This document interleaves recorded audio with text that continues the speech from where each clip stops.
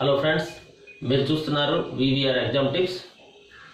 మనం group 2 2021 marathon రేస్కి వెళ్తున్నాం.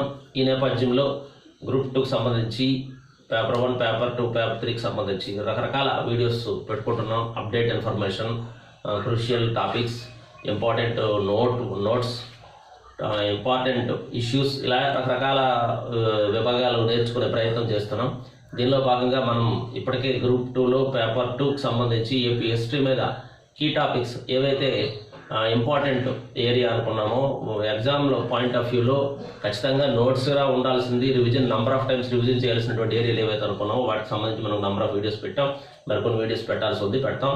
ఈ పరిస్థితుల్లో పేపర్ 2కి సంబంధించి పార్ట్ 2 ఇండియన్ పాలిటీ ఏదైతే ఉందో దానికి సంబంధించి కూడా మరికొన్ని కీలక అంశాలు ఇస్తే బాగుంటుంది అన్నటువంటి ఆలోచన నాకు వచ్చింది. మన మిత్రులు కూడా చాలామంది నాకు సజెస్ట్ చేశారు. ఆ పరిస్థితుల్లో ఇండియన్ పాలిటిక్స్ సంబంధించి కూడా ఎక్కువగా బిట్స్ కవర్ అయినటువంటి టాపిక్స్ నుంచి కొన్ని అంశాలు మేము ముందుంచే ప్రయత్నం చేస్తాను. దీనికి సంబంధించి కూడా మనం విడివిడిగా నేర్చుకునే భవిష్యత్తులో విడివిడిగా వీడియోలు చేసుకుందాం, భయపడాల్సిన పనేం లేదు. కాకపోతే మనకి లెంత్ ఎక్కువ అవ్వకూడదు కాబట్టి కొన్ని టాపిక్స్ నేను మేము ముందుంచే ప్రయత్నం. ఇవి ఖచ్చితంగా మనం చూడాల్సిందే, వీటి మీద రివిజన్ చేయాల్సిందే, వీటిని నోట్స్గా మలుచుకోవాల్సిందే, వీటికి సంబంధించినటువంటి అప్డేట్ ఇన్ఫర్మేషన్ యాడ్ చేసుకోవాల్సిందే. ఇక వీడియోలోకి వెళ్తే పార్ట్ 1గా భావించండి. ఈ వీడియో ముఖ్యంగా ఇండియన్ పాలిటిక్స్ సంబంధించి ప్రాథమిక భావనలు ఏవైతే ఉన్నాయో, బేసిక్ కాన్సెప్ట్స్ అవి ఖచ్చితంగా అందరూ తెలుసుకోవాలి. అంటే బేసిక్ కాన్సెప్ట్స్ అంటే ఏంటి సార్ అంటే రాజ్యాంగం అంటే ఏంటి, రాజ్యాంగం రకాలు ఏంటి, అంటే దృఢ రాజ్యాంగం, అదృఢ రాజ్యాంగం, లిఖిత రాజ్యాంగం, అలిఖిత రాజ్యాంగం, ఇలా బేసిక్ కాన్సెప్ట్స్ అన్నీ ఉంటాయి. ప్రజాస్వామ్యం, ప్రత్యక్ష ప్రజాస్వామ్యం, అలాగే అధ్యక్ష తరహా పార్లమెంటరీ వ్యవస్థ, సామ్యవాదం అంటే ఏంటి, ఇలా రకరకాల ఉంటాయి. పార్లమెంటరీ తరహా, తర్వాత శాసనశాఖ, న్యాయశాఖ, కార్యనిర్వాహక శాఖ, ఇలాంటి ఈ బేసిక్ కాన్సెప్ట్స్ మీద మనకు కంపల్సరీ అవగాహన ఉండాలి. అలాగే పదజాలం, ఇది చాలా చాలా చాలా ఇంపార్టెంట్. చాలా పదజాలాలు మనకి వస్తాయి అన్నమాట. ఈ రీకాల్, ప్లేబిసైట్, ఇలాంటి పదాలే కాకుండా కొన్ని మనకి రెమిషన్ అని, తర్వాత మనకి ముఖ్యంగా రిట్స్కి సంబంధించి రకరకాల పదాలు ఉంటాయి. ముఖ్యంగా మాండమస్, ప్రొహిబిషను, కోవారెంటో, సెర్షియరీ, ఇలా రిట్స్కి సంబంధించిన పదాలు.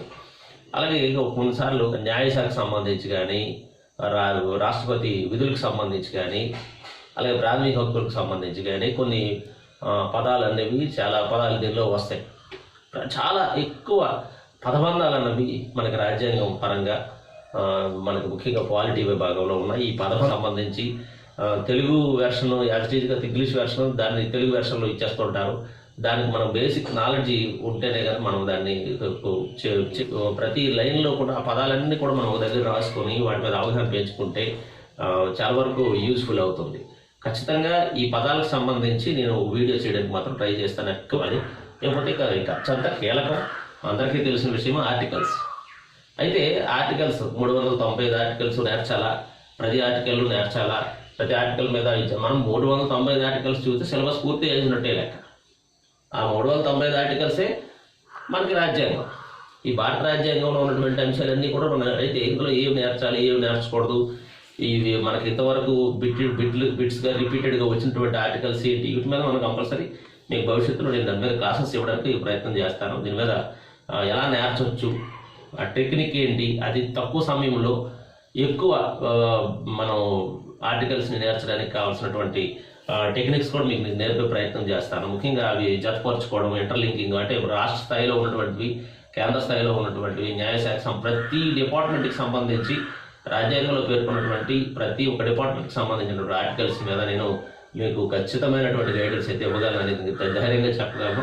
వాటి మీద నేను మంచి అవగాహన అయితే ఏర్పరచుకున్నాను. ముఖ్యంగా చాలా కీలకంగా ఉన్న ఆర్టికల్స్ మనం నేర్స్తే సరిపోతుంది. ఉదాహరణ 13, 14, 15, 16, 17, అలాగే 19, 20, 21, 22, 23 నుంచి 29 వరకు, అలాగే 32, అలా కొన్ని 52 నుంచి మళ్ళీ మనకు కొన్ని నేర్చాల్సింటుంది. 112, ఇలా కొన్ని 123, 143, 147, ఇలా చాలా ఆర్టికల్స్ ఉన్నాయి. ఇవన్నిటి మీద కూడా ఆర్టికల్స్ ఏంటి, అవి ఏం చెప్తున్నాయి, అలాగే సబ్ ఆర్టికల్సే కాదు, ముఖ్యంగా 19 భావప్రకటనకు సంబంధించి ఉందంటే అది సబ్ ఆర్టికల్స్, అలాగే 21 ఉందంటే అది సబ్ ఆర్టికల్స్, అలాగే 15, 16 సబ్ ఆర్టికల్స్. వీటి మీద చాలా ఎక్కువ సార్లు బిట్స్ రిపీటెడ్గా వచ్చినాయి.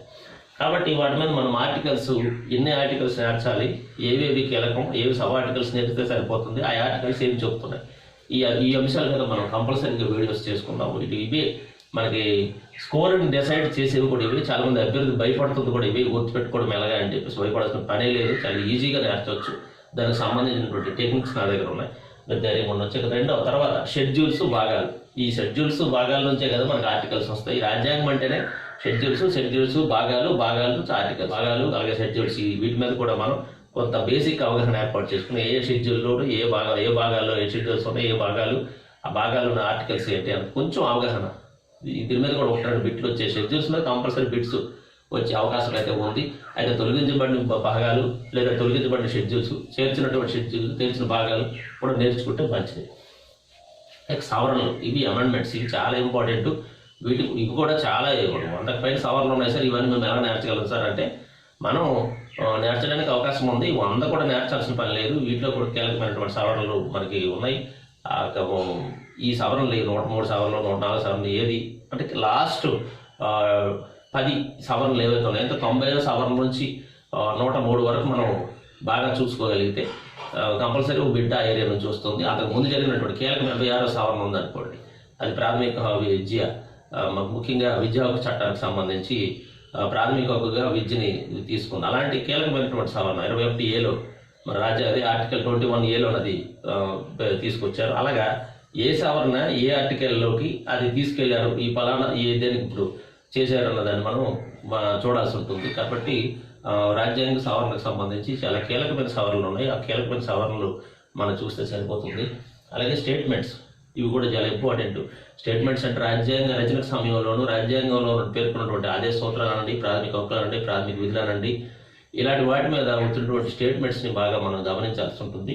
వీటి మీద ఒక బిట్ వస్తుంది. అలాగే కేసులు తిరుగులేదు. ఇది ప్రతి ఆదేశ సూత్రాలు, ప్రాథమిక విధులు, ఆ ప్రాథమిక హక్కులు, వీటికి సంబంధించి వచ్చినటువంటి కేసులు, ముఖ్యంగా ప్రాథమిక హక్కుల మీద వచ్చినటువంటి కేసులు మాత్రం బాగా స్టడీ చేయాల్సి ఉంటుంది. ఒక కేసు గ్యారెంటీ, ఒక బిట్ గ్యారెంటీ వస్తుంది అన్నమాట.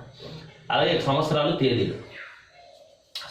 తేదీలు అంటే రాజ్యాంగ రచనకు సంబంధించి, రాజ్యాంగ ఆవిర్భావానికి సంబంధించి, రాజ్యాంగ అమలుకు సంబంధించే కాకుండా జాతీయ పతాకం, జాతీయ గీతం, జాతీయ గేయం అమలు, ఆ తేదీలు, అలాగే పార్లమెంట్ భవనం అమలు తేదీలు, మొదటి సార్వత్రిక ఎన్నికలు, అలాగే మొదటి లోక్సభ సమావేశం, తర్వాత లోక్సభ సమావేశం, ఇలాంటి మైల్ స్టోన్స్ ఏవైతే ఉన్నాయి, ఈ మైల్ స్టోన్కి సంబంధించిన సంవత్సరాలు, తేదీలు మాత్రం ఖచ్చితంగా మనం స్టడీ చేయాల్సి ఉంటుంది, గుర్తుపెట్టుకోవాల్సి ఉంటుంది.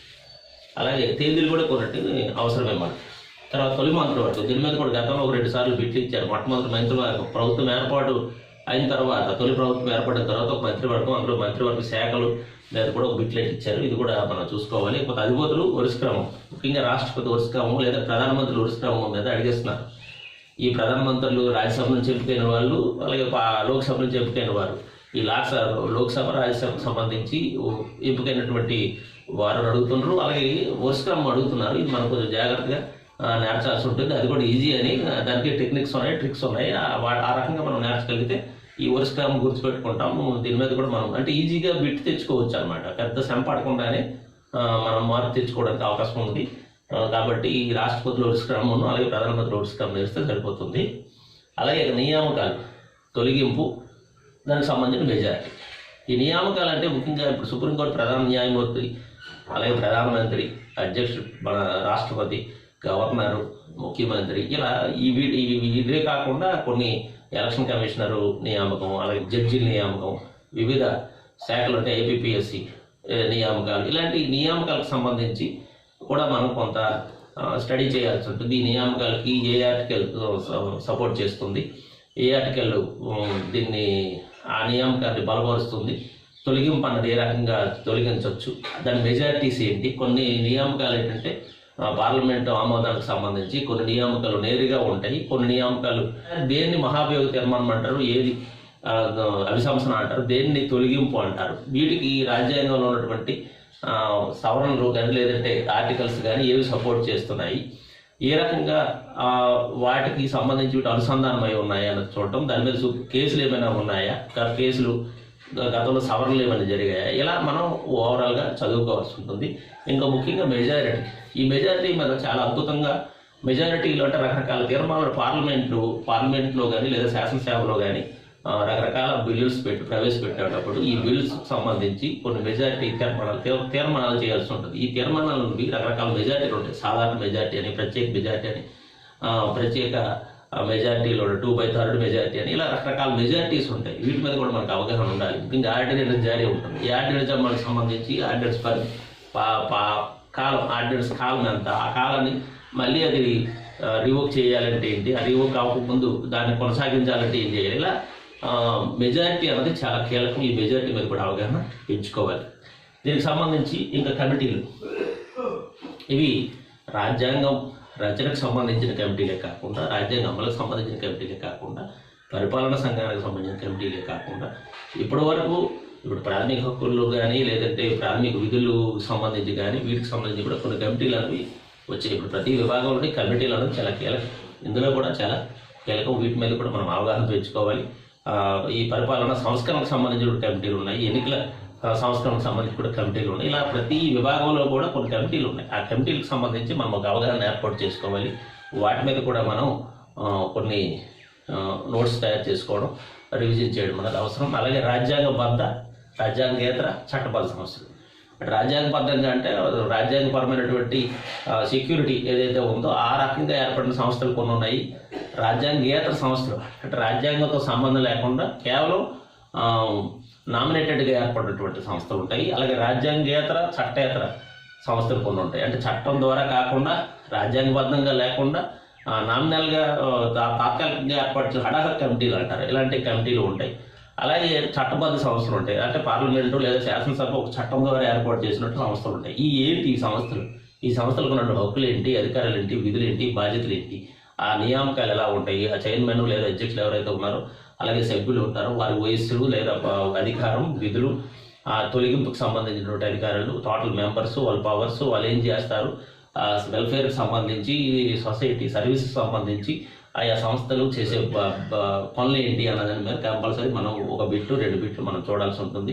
వాటి మీద కూడా ఖచ్చితంగా అవగాహన పెంచుకోవాల్సి ఉంటుంది. ఇక ఇది వివిధ రాజ్యాంగాలు, మన రాజ్యాంగం రాయడం రచనకి సంబంధించి ప్రపంచవ్యాప్తంగా వివిధ రాజ్యాంగాల నుంచి చాలా అంశాలు గ్రహించారు. అంటే ప్రాథమిక విధానండి, అదే సూత్రాలండి, ప్రాథమిక హక్కులకు సంబంధించానండి, ఇలా రకరకాల అంశాలకు సంబంధించి న్యాయ సమీక్ష అనండి, ఇలా రకరకాల అంశాలు ఉన్నాయి.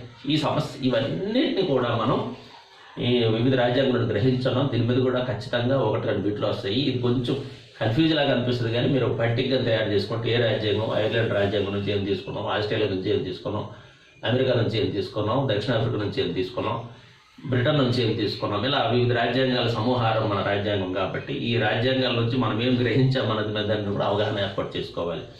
ఇలాంటి మీద ఇవన్నీ కూడా మనకి బిట్స్గా కనిపిస్తున్నాయి. ఈ బిట్స్గా కనిపించినటువంటి అంశాలు ఇవే కాకుండా ఇంకా చాలా అంశాలు ఉన్నాయి. అవన్నీ కూడా నేను మీ ముందు పెట్టే ప్రయత్నం చేస్తాను. అవే కాకుండా విడివిడిగా మనం కీలకమైన టాపిక్స్, వీటిలో కీలకమైన టాపిక్స్ మీద కొన్ని ఎగ్జాంపుల్స్తో సహా మనం ప్రయత్నం చేసి మీ ముందు ఆ టాపిక్స్ సంబంధించిన సమగ్ర సమాచారాన్ని ముందు వచ్చే ప్రయత్నం చేస్తాను. దీనికి సంబంధించిన అప్డేట్ ఇన్ఫర్మేషన్ కూడా ఇవ్వడానికి మీ ముందు నేను రకరకాల వీడియోలు చేసే ప్రయత్నం చేస్తాను. ఖచ్చితంగా లైక్ చేయండి, షేర్ చేయండి, మంచి కామెంట్ కూడా చేయండి. Thank you very much.